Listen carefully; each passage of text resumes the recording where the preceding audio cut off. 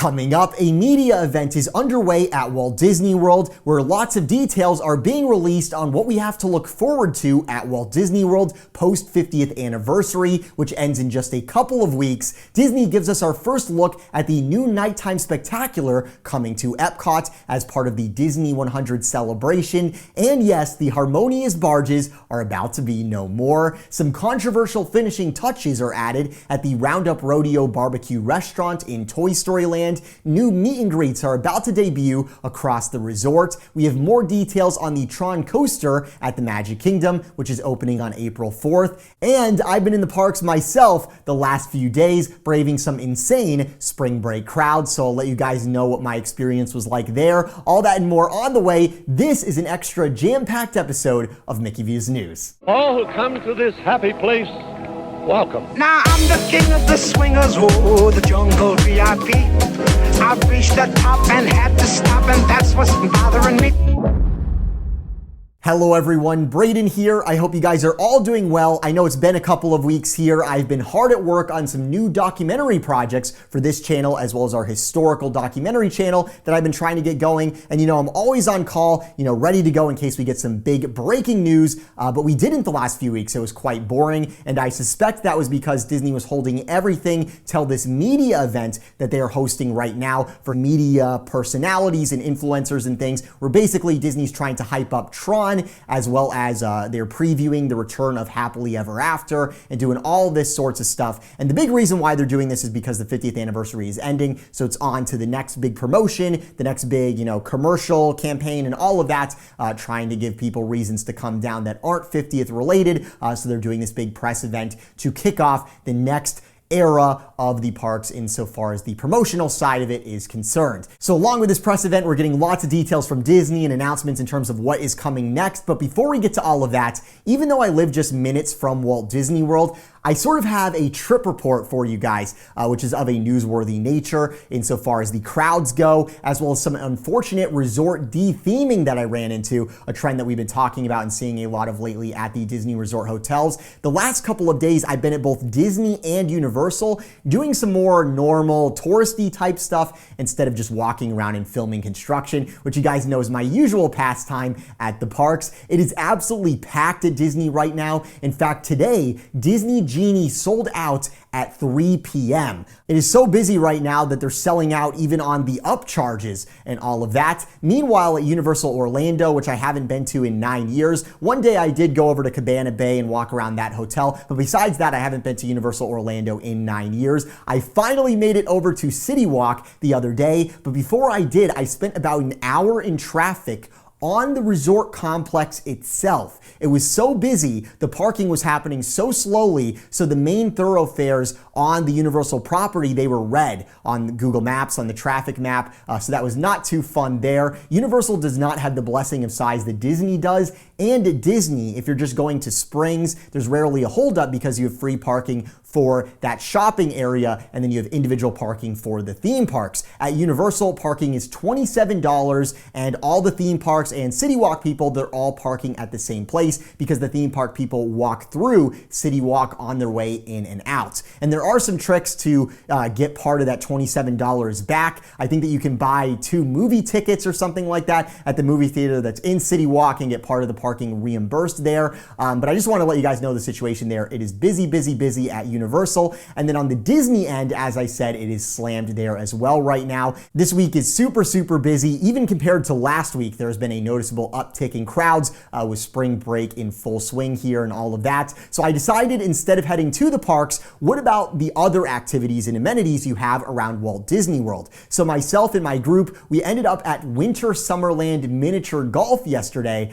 which was a great time. I highly recommend it. The theming is off the charts. The Imagineers did an awesome job on this thing. It's very 90s for sure. You have the old computers and the computer mouse and all that sort of stuff. It's a great time. It was really, really awesome. The fact that it's a time capsule from an Imagineering golden age, that is a feature. It is not a bug. I'm so glad that they haven't gone in and messed it up, and turned the computer into an iPhone or try to modernize it or anything like that, which brings me to my ladder experience. So after we did the mini golf, we headed over to the beach club at night to eat at the Beaches and Cream soda shop, which I've never been to, but I've heard many good things about it over the years. Now, I had no idea what it would be like. I've never seen anything from it. We get in, and as our waiter is taking our order, there's lights going off on the ceiling. I'm like, is there something wrong? But the waiter didn't even seem fazed or notice or anything like that. So I was like, all right, I guess this is normal. What they do is they shut off the lights and do these siren things when they bring out the kitchen sinks, which is an item on the menu where basically there are these kitchen sink themed bowls, and you can order a copious amount of ice cream,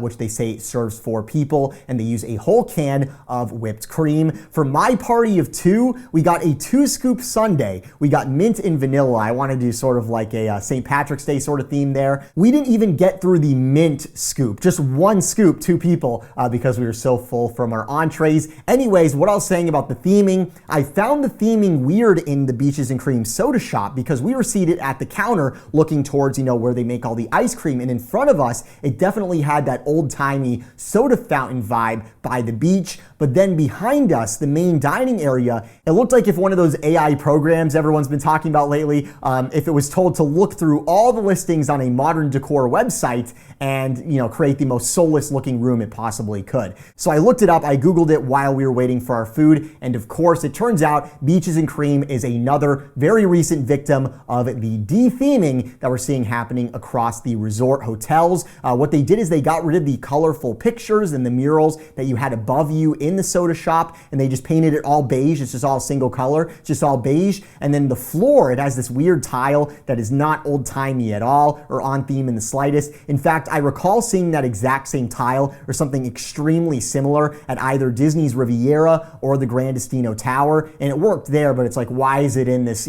old-timey, beachside soda shop? It makes no sense. There's also these abstract modern lights coming down in the middle of the dining room, which have zero relation to an old-fashioned soda fountain or the jukebox, which thank God survived the retheme somehow. So here's what I would say. It was a great time. It was great food. I got the French dip sandwich. There was great service. The ice cream was pretty good. It's Eddie's ice cream that they're using. We were actually watching them make all the different ice creams throughout our time there. It was pretty cool. And it's a fun atmosphere with the kitchen sink gimmick. So I highly recommend the place, but it's supposed to be gimmicky. You have lights going on the ceiling, all sorts of silly stuff. It's supposed to be fun. Everyone's having fun, but it's very clear that someone very recently who is way too self-serious, who hates fun, went in there and removed all the theme and personality, which really leaves something to be desired. So big thumbs up for Beaches and Cream, the experience, the food, and that stuff. Aesthetically though, things have been diminished by the hotel de-theming folks, and I hope that this design trend at Disney is one that ceases very soon because it is unremarkable, and things that are this generic at a themed resort, it's something that guests take note of. It's very odd, it's very weird. On a different note, at both the mini golf as well as Beaches and Cream, I was able to make use of my annual pass holder discounts, which was quite nice. One last thing on this trip report when it comes to the theming stuff, I've never really taken a look around Disney's Art of Animation Resort. I know a lot of you guys are big fans of that place. When I used to live further away from Disney, I would always stay at the Pop Century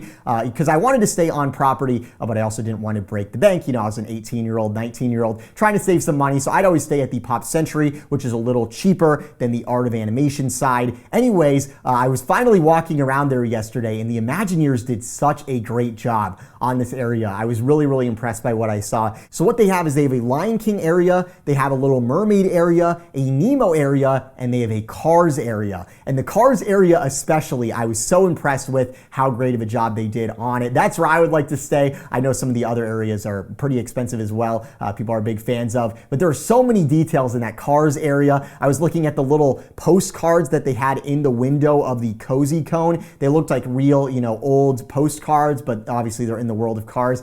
There was a lot of attention to detail put into this. The pool has the cones around it where you can escape from the sun. Just an awesome area. And when we say Imagineering, that is what we think of. Imagineering took these abandoned buildings that were sitting across from the Pop Century for years and years and years, as unremarkable as you can imagine, and they turned each into their own little worlds. That is Imagineering. The fact that now at the hotels we're seeing the inverse happen, like I saw at Beaches and Cream, that has to stop. I have a reason to believe that Iger may actually be aware of this specific issue and is making some changes at Parks Creative as we speak, and there are some more changes coming, more changes that are in the works, but that is for another video. Finally, getting to the news that we are here to talk about, I'm going to give you the 411 on what's happening right now at Disney. So Disney's holding this media event right now. As part of it, they just did a preview of Happily Ever After Hours for some select media personalities as well as some cast members as well. The show is basically unchanged. Happily Ever After is coming back basically exactly the same,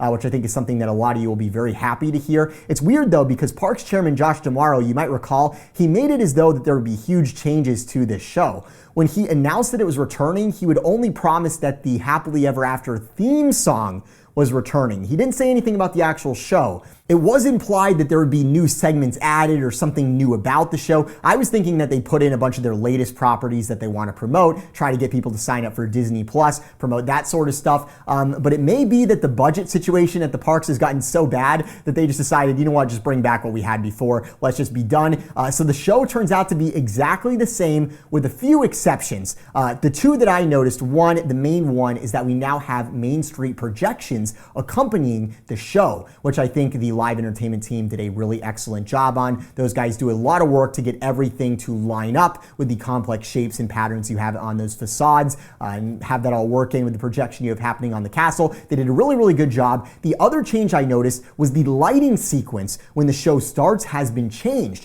where in the past you may recall when the show starts, all the lights are shining on the castle. It's really cool. And then near the end of the opening segment, they all go back to converging on the castle. Disney's gotten rid of that for some reason. Now during the opening sequence, they just do more of a fan pattern. And that was one of my favorite effects. So I'm kind of curious as to why they changed that. We don't know, but they did change that. That was one little change they made to the show. Disney did this preview and they're doing this media event because the 50th anniversary is effectively done. They're removing 50th anniversary decor right now. It officially ends at the end of March. And then the 50th era nighttime spectaculars, Disney Enchantment and Harmonious, they're having their final shows on April 2nd. April 3rd, Happily Ever After officially debuts and Epcot Forever returns temporarily. So since the 50th anniversary is over, it's on to the next promotion, the next ad campaign on TV to entice guests, to get them to come down. They need a new strategy to get people into the parks. They also need a new limited time, gimmick to put on merchandise and things of that nature. So along with this media event, Disney dropped this press release chock full of new details on what we have to look forward to the rest of this year and everything moving forward. So first up, Disney is focusing on bringing back and also bringing in new character meet and greets. Disney says, quote, beginning April 22nd, Moana will greet fellow Voyagers on Discovery Island at Disney's Animal Kingdom theme park, just in time for the park's 25th anniversary. Fans of Figment will get the chance to hug the longtime Epcot icon at the Imagination Pavilion beginning late summer. Mickey Mouse and Friends will also have a new home at Communicore Hall opening later this year as part of the Epcot transformation. And at Magic Kingdom Park this fall, Mirabelle from Walt Disney Animation Studios' hit film Encanto will greet guests in Fairy Tale Garden. Very good to see Disney getting meet and greets back and also adding some new ones here. Now we finally have a more specific time frame for the Figment meet and greet, so it's going to be late summer. There you go. Also, they said you're going to be able to hug Figment, so it looks like this is going to be the life-size or the human-size Figment, basically, that we previously had in Epcot back in the day. The fact that they didn't release a photo of this Figment, but they did with Moana and Mirabelle, makes me wonder if maybe they're switching up Figment's attire in some way. Maybe they're doing something new to that costume, because they used to have a Figment character meet and greet in Epcot. They're just bringing it back here. So I wonder if there'll be something different about it or what exactly might be going on there, but that'll be coming late summer. And you may have also noticed during that spiel a new piece of art close up on the Communicore Hall building. We've seen rise in Epcot over the past 6 months. Since the Play Pavilion is now canceled, Disney is abandoning making that the meet and greet spot for families and kids. Instead, they're basically just going to bring back the Epcot character spot to Innoventions West, that building that they mistakenly demolished. And now they're basically attempting to partially rebuild Innoventions West with the Epcot character spot, except this time they're calling it Mickey and Friends. Some Imagineers on Twitter were not very impressed with what we're seeing here with this Communicore Hall building. They said that they were against it and they think that this looks like something from a discount shopping center. This is from a guy guy who is behind a lot of highly themed experiences at Walt Disney World that we've enjoyed for decades, so definitely worth noting there. We are not crazy. There are Imagineers out there that see the same flaws that we are seeing. We also got a look inside the Communicore Hall part where you'll actually have the festival center type activities going on. It's going to serve as a festival center. This is an idea of the art displays that they'll presumably have during the Festival of the Arts, where you're going to have an artsy figment going on and all sorts of art on display. It's pretty insane how Disney spent years and years and lots of money ripping down a very solid, very fancy, really cool building with Innoventions West that was symmetrical with what they're doing on the other side with Innoventions East. They tore that down and then they ended up realizing, oh, we actually need it. And then now they're basically rebuilding a portion of it, and they're rebuilding half of it, nearly identical, yet this time it's clearly a cheaper building with cheaper construction methods. It's definitely cheaper. It has a little bit of that warehouse look going on with it. And that, of course, is because what happened, I'm sure you can probably figure this out yourself, but originally Disney had a big budget for the EPCOT overhaul. They had big ideas of what they were going to do with it. So they started demolishing Innoventions West. They were going to put in this elevated building, and then some things happened where the budget started getting dramatically cut. Harmonious started sucking up a ton of money that was in the EPCOT overhaul budget, the money that was put aside for the EPCOT overhaul. And then on top of that, you had the events of 2020, where basically the parks were not making money, and then the parks reopened and started making lots of money, but now the studios aren't doing that good, so the parks are subsidizing the studios' losses. So the parks' profits cannot go towards reinvestment in the parks. They need to be funneled towards the studios to make up for the losses over there in a show to shareholders, which effectively made for a situation where Disney is sitting with this giant hole in the ground in the middle of EPCOT that they need to fill in as quickly as possible and as cheaply as possible. And that is why you're not seeing a big fountain being put in the middle. That's why we're not getting the elevated building. Instead, we are getting stuff that can be quickly built, like this warehouse style discount shopping center building, which really doesn't serve a whole lot of a purpose. And besides that, we're getting a Walt statue, which was already done back in 2019. They were already well on their way with that. And we're just basically getting a bunch of planters in that middle area. They're just filling it in with planters. And that's because Disney ran into a situation here where they don't have money to spend in EPCOT, but they need to do something with that middle area. They need to get it back open as soon as possible. So we're just getting a bunch of planters and a character meet and greet, which should be going over in the Play Pavilion. And there should be something else in that Innoventions West area, something new, something inspiring, but instead we are getting something quite basic here. So that is why we are seeing what we are seeing. Next up in the press release, the Roundup Rodeo BBQ restaurant is officially opening March 23rd. And along with that, Disney's been doing their final touches on the outside. The sign is now visible. I think it looks really nice. A more controversial element they just added are those giant cutout looking things on top of the restaurant building. They're effectively billboards in real life, but in the world of the Toy Story theme, they're supposed to look like a kid made them. They made little paper cutouts that are on top of that restaurant there. Basically what these are, they're an attempt to hide the former feature animation building, which is visible from inside of Toy Story Land. It's a big corporate building you have in the middle of Hollywood Studios. Is this the best that Imagineering can do? No, of course not. Did Imagineering have any more money to do something better than this? No, of course they didn't. They're working with what the executives gave them. They're trying to do the best they can inside of the very limited purview that they have. I have to say, this is more attention to sight lines than we've seen in EPCOT with Guardians, where you have the huge blue box, which is visible from many guest areas. So on the topic of sight lines in Toy Story Land, I'm just happy they did something, but I definitely understand why some guests think that this looks kind of ridiculous and sort of low effort. But Imagineering is working with what they have, which isn't much at this point. Let me know what you guys think about what we're looking at here. Next up, we have some news at Tron. The way this virtual queue will work should be quite familiar. So we got the official details on how the virtual queue will work at Tron. It's the way that Disney's done the virtual queues at Walt Disney World lately, so you're probably gonna be pretty used to it if you've done these before. So at 7 a.m. sharp, the virtual queue reservations will drop for Tron in the My Disney Experience app in the virtual queue section of the app. So what you're gonna wanna do is you're gonna wanna refresh as soon as it turns 7 a.m. on the top of your phone. Look at the time there. As soon as it turns 7 a.m., hop in, confirm your party, and then you'll be allotted a time, told the time when you're supposed to head to Tron, where there may be a physical line to wait in before you head into the attraction itself. You do not need to be physically in the park. Your location does not have to be in the park in order to grab a 7 a.m. reservation, but you do have to have valid theme park admission and a Magic Kingdom Park Pass for that day in order to be able to grab those virtual queue spots. If you miss it, which you might because you have to be so quick with it right at 7 a.m., perhaps you sleep in or you miss, getting the spots because they go so quick, whatever the case may be, a second batch of virtual queue slots for Tron will drop at 1 p.m. and that second distribution is only for in-park guests who have their location services enabled, where Disney can verify that you are in the park. You need to have valid theme park admission, you need to have a park pass for Magic Kingdom, you need to have tapped into the Magic Kingdom, have location services on. If you qualify with all of that, the second the clock strikes 1 p.m.,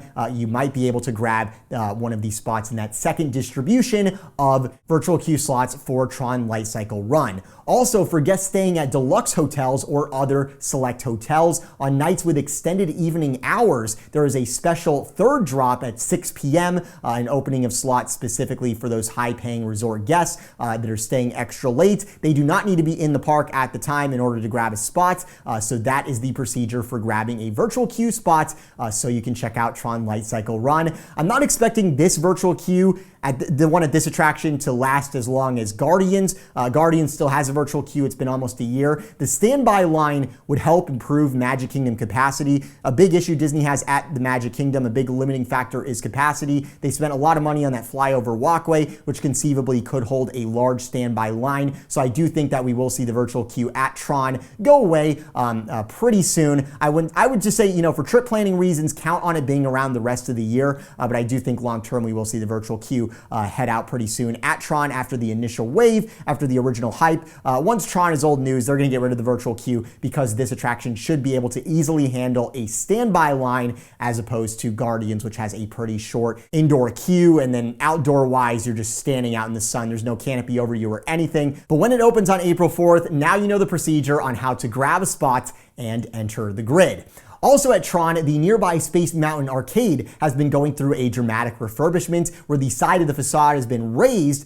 They sort of just sawed off part of the facade on the side of the Tomorrowland Arcade there in order to allow more room on that walkway back to Tron. There's also been facade work that's happened on the other sides of the Space Mountain exit building there. The building has now been renamed to the Tomorrowland Launch Depot, and the gear elements that used to be on it from the 90s Tomorrowland redesign, those have been removed. Disney's been moving away from that sort of look. The new sign is in. The clock has been updated as well. I think that they did a good job on that stuff. It looks quite nice. Inside the updated building right now, the area is chock full of Tron merchandise. It's not open just yet. This is part of the media event that they're doing. We'll see how long all that Tron merchandise lasts. It looks like some pretty awesome stuff there. Also at Tron, there is a snack kiosk off to the left of the main entrance sign, which will feature beef and broccoli digital dumplings, buffalo chicken digital dumplings, chocolate cake donut holes, strawberry isoform, a watermelon refresher, as well as fountain drinks and bottled water. Next up in announcements Disney just dropped, they finally acknowledged that Disney's Animal Kingdom is turning 25 years old on Earth Day coming up here next month. I suspect Disney forgot about this or simply doesn't care or didn't think that guests would care. And they're also saying, that they're bringing in Moana to the park just in time for the 25th, the Moana meet and greet. I think it's very interesting how they're just trying to use Moana to get guests to EPCOT and to Disney's Animal Kingdom. As I was talking about, Magic Kingdom has a lot of capacity issues right now. So does Disney's Hollywood Studios. The two parks they want you at are EPCOT and Animal Kingdom. Those are the ones that can eat up more guests. And it seems like they are just putting Moana in both of those, trying to get people to go over to them. So they're going to have a Moana thing opening in EPCOT later this year. And they also have a Moana meet and greet coming to Disney's Animal Kingdom. It is Moana everywhere. It is quite interesting. But at least Disney is aware of the 25th anniversary of Disney's Animal Kingdom. They did mention it here. Then we have the EPCOT news that we've yet to get to. We talked about some of it earlier, previously here in the program. So the big news here at EPCOT is Disney has announced that in late 2023, EPCOT will become the host of the Disney 100th anniversary celebration at Walt Disney World. Now, what exactly this entails, we don't know, but I can tell you guys right now, it means that we're probably going to see a lot of 100th decor centered around EPCOT at Walt Disney World. I think that the creation shop and Epcot, the giant gift shop you have in the middle, it is going to be packed with 100th anniversary merchandise. So will all the other parks and hotel gift shops though. As I told you guys, I've been more of like a regular tourist the past few days. I've been to a lot of the hotel gift shops around Walt Disney World. I was at the Grand Floridian checking out the Easter eggs they put out. They have a Kevin one with little baby Kevins. That's really cool. Anyways, I was at the gift shop there. I was at the gift shop at the Polynesian. All those gift shops are already full of 100th anniversary merchandise, despite the fact that Disney is making it seem like the celebration is more of a late 2023 thing in this press release here. But point being, especially Epcot's gift shop, I imagine we're going to see tons and tons of Disney 100 merchandise drop. And also, Epcot is the park with things opening during the 100th, namely Moana Journey of Water and the Communicore Hall and Plaza. And on top of all of that, as I just mentioned, Disney's trying to get guests over to Epcot because they already have too many guests at Magic Kingdom, too many guests at Hollywood Studios. So making the Epcot, the Disney 100 park will hopefully bring guests over to the park that has tons and tons of capacity. You've probably noticed the past few years when you go in to try to make a park reservation, it often tries to push you towards one of the two less busy parks, those being Epcot and Disney's Animal Kingdom. That's why. It's because Disney is getting less return on investment for the amount they pay in labor and utilities to run those parks. So they want you to go over to those, whereas Magic Kingdom and Hollywood Studios are already slammed because they have all sorts of new offerings, and also the Magic Kingdom is simply just the most popular theme park in the world. So that's another major contributor, if not the sole contributor, to why Disney has come out today and said that Epcot will be the host. That's probably what it's about. Also, as I said, it's the one that's getting new stuff here over the rest of the year. Also, Harmonious, which created major issues for Disney and needs replacing, that presents the opportunity for Disney to make a new show and sort of brand it as a 100th anniversary special nighttime spectacular, whereas at Magic Kingdom, they already have a winner with Happily Ever After, which is coming back. Animal Kingdom doesn't do fireworks, and Hollywood Studios sized down their fireworks capabilities many years ago with the construction of Galaxy's Edge. It should also be noted here, we're just talking about Walt Disney World, the epicenter, the focus of the Disney 100 celebration, Disney Parks wise, is on Disneyland.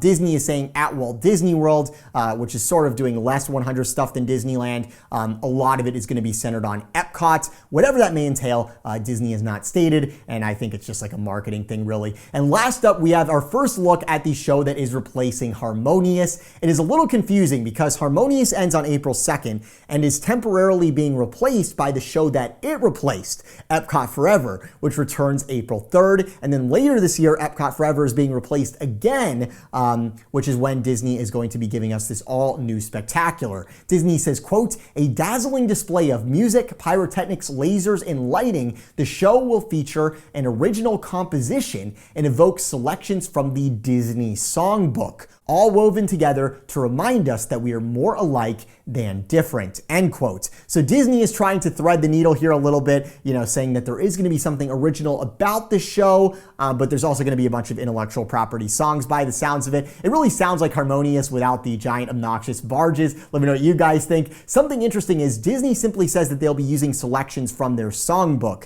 Now, I assume the way that Disney thinks these days, that is probably stuff from Mulan, Aladdin, stuff that we heard in Harmonious, but I'm hoping, part of Disney's songbook is the park songs. So it's possible that we could see some Illuminations era music make it into the show. We know that Disney's been more aware about the lack of nostalgia in these shows lately. If you recall, they added that Walt and Mickey segment and Project Florida segment onto Disney Enchantment. So I'm wondering if maybe as part of this new Epcot show, which Disney wants to see last, maybe we'll get something like We Go On in there, or Tapestry and Nations, which is one of the highlights in Epcot Forever, maybe the Soarin' music, something like that. The art we got here, not to look too much into it, but it looks to me like we do have lots of those little flat mobile barges, which launch the fireworks, which we have with Epcot Forever. And in the middle there, it does look like there is going to be one larger barge, not as big as the ones that you have with Harmonious, something that can go back into the backstage marina, but it does look like we're gonna have some sort of installation in the center there because it looks like there's fountains. Those are very clear in the concept art. It looks like fountains will be part of the show, or there might be several special effect barges out there to enhance the show with some sort of fountain effect, something like that, something where it doesn't impact the sightlines during the day. One ask I would have is for them to bring back the fire effect barge that we have with Illuminations. That was so cool, that pyro barge with the explosions and stuff. Some Epcot fans looking at this art today and that little thing that Disney said about the show, they're basically saying this is just Harmonious 2.0. How long is Disney going to keep doing this IP stuff before before they bend the knee and go back to Illuminations, which fits in Epcot a lot better? The answer is probably never, but we can definitely hope. And you know, there are a lot of guests out there, regular guests, that do like having the Disney intellectual property that they recognize being present in the show. It makes it more Disney to them and all that sort of thing. You know, Chapek used to say they were trying to make Epcot more Disney. That's what that means. But to a lot of parks fans, Disney means a lot more than just the stuff that's on the big screen. And Illuminations was definitely very Disney, but Disney seems to have not seen it that way. All that being said, I am optimistic on this new show. And in the meantime, we get Epcot Forever back, which is quite underrated in my opinion. The end is a little lame with the whole new world thing, but before then, there's some really awesome stuff. You have the Horizon section, the Soarin' segment is really good. The Tapestry and Nations part is my absolute favorite. So very excited to finally see Epcot Forever again before it goes away again and we get an all new show here. Let me know what you guys think about all of this. If you enjoyed this mega update, be sure to subscribe with those notifications on. Thank you so much for watching. From the Mickey Views Magic Studio, this is Braden. Have a magical day.